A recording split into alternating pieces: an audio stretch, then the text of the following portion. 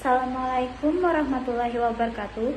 Perkenalkan, nama saya Sabrina Dewi Lestari dengan NIM 23106112200003. Di sini saya akan menjelaskan materi tentang neraca air pada hidrologi.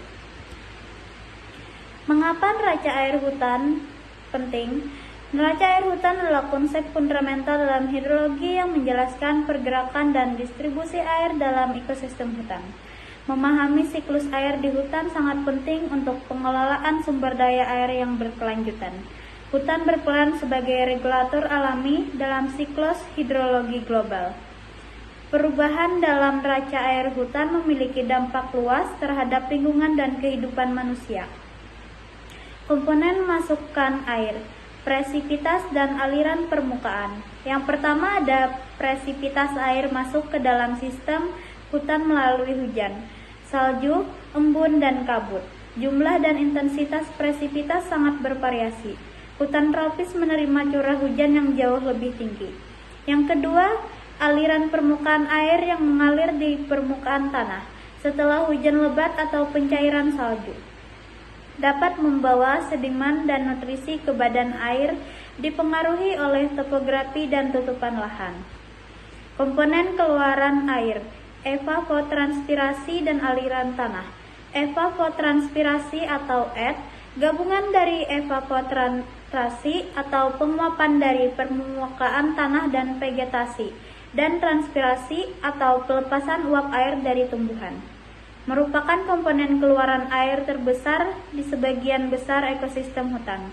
Dipengaruhi oleh suhu, kelembapan, kecepatan angin, dan jenis vegetasi. Yang kedua ada aliran tanah, air yang meresap ke dalam tanah dan bergerak secara lateral di bawah permukaan. Terjadi sebagai aliran subpermukaan atau perlokasi berperan penting dalam pengisian ulang akuifer dan menjaga aliran sungai dasar. Proses hidrologi kritis atau intersepsi dan infiltrasi. Yang pertama, intersepsi.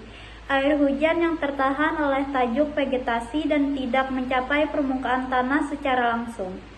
Mengurangi jumlah air yang mencapai tanah, mengurangi dampak erosi tetesan hujan. Yang kedua, infiltrasi. Proses masuknya air dari permukaan tanah ke dalam profil tanah sangat dipengaruhi oleh struktur tanah dan bahan organik. Hutan memiliki tingkat infiltrasi yang lebih tinggi. Peran vegetasi hutan dalam siklus air. Stabilisasi tanah.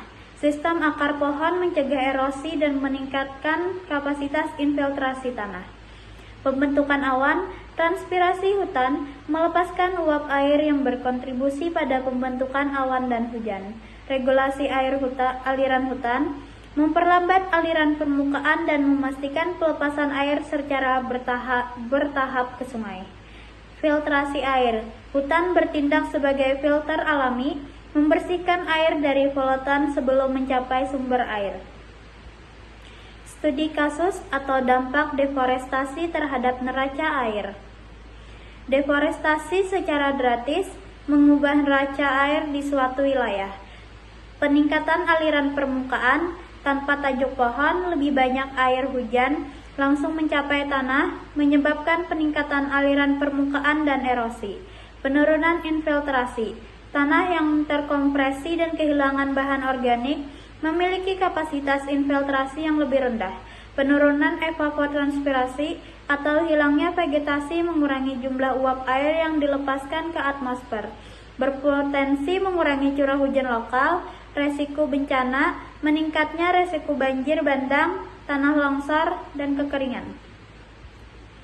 Kesimpulan dan strategi konservasi. Pentingnya hutan. Hutan adalah pilar utama dalam menjaga keseimbangan hidrologi dan ketersediaan air bersih. Upaya konservasi meliputi reboisasi, pencegahan deforestasi, dan pengelolaan hutan berkelanjutan. Edukasi publik, peningkatan kesadaran tentang peran hutan dalam siklus air sangat krusial.